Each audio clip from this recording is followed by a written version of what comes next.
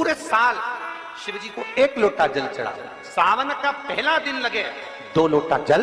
चालू कर दो। श्रावण के पूरे महीने 2 लोटा जल अपने घर से लेकर जाओ, और अपने घर से जब जल लेकर जाओ तो ये विचार कर कर जाना, आज मैं शिव को काशी में, आज मैं शिव को केदार में, आज शिव को अमरनाथ में, आज शिव को भीमा शंकर में, आज शिव को मल्लिकार्जुन में। और फिर निवेदन करूंगा, जिस बहन को 19 और 20 साल तक भी औलाद नहीं हुई हो तो कृष्णेश्वर महादेव का नाम लेकर 2 लोटा जल तुम्बकेश्वर महादेव का नाम लेकर चढ़ा कर देखना, सावन के बाद में बाबा संतान जरूर देगा, झोली जरूर भरेगा।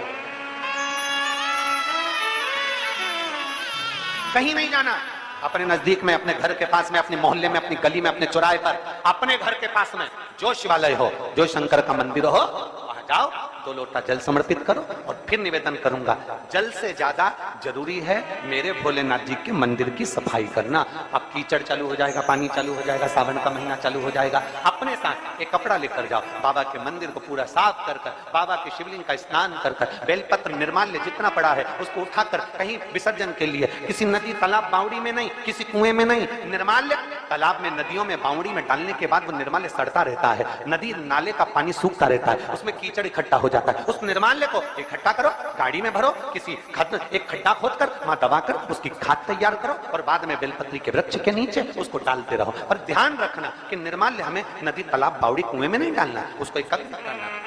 शिव के मंदिर की जितनी सफाई कर सकते हो, शंकर के मंदिर को जितना साफ कर सकते हो, शंकर के मंदिर को जितना निर्मल कर सकते हो, उतना करो। अपने मन में एक भाव बना लो, जैसे भगवान विष्णु ने एक भाव बनाया था, सावन के महीने में 108 कमल के पुष्प शंकर जी को दूंगा। पार्वती जी ने भाव बनाया था,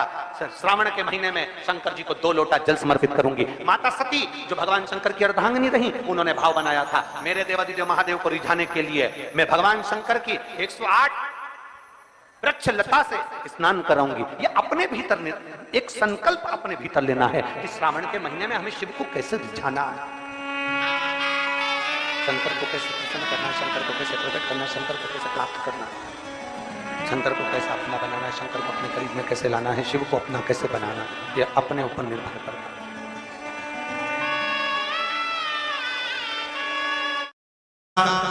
पहला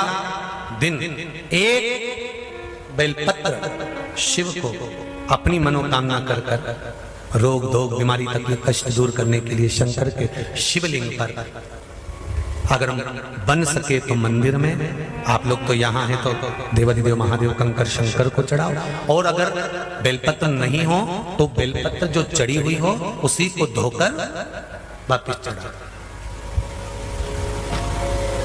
वापिस।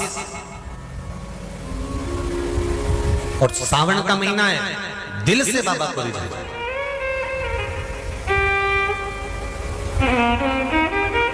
हम धर्म करने के चक्कर में, परमात्मा के भजन के चक्कर में किसी का अपमान ना करें। इसका सावन के महीने में 2 लोटा जल महादेव जी को चढ़ाने के लिए जाओ, तब 3 चीजें अपने अंदर धारण करना। पहले नंबर का तो 2 लोटा जल जब घर से लेकर जाओ तो जरूरी नहीं कि दोनों हाथों में लेकर जाओ, एक लोटे के ऊपर दूसरा लोटा रखकर दूसरा हाथ से अगर कोई काम हो, पल्लू लेना हो या कोई कार्य हो तो कर सकते हो, नहीं तो तुम 2 लोटा हाथ में रख लो और पल्लू डालना ना, मैं सिर पे, जरा सिर पे पल्लू, अब तुम्हारा लोटा हाथ में, बेचारा वो भेरू पल्लू रख, ठीक है, थोड़ा और खींचो ये बाजू का, तो पल्लू अब भेरू ने और खींचाएगा, ठीक है, ये पल्लू हमारा मुंडा में दे दो, अब ठीक है,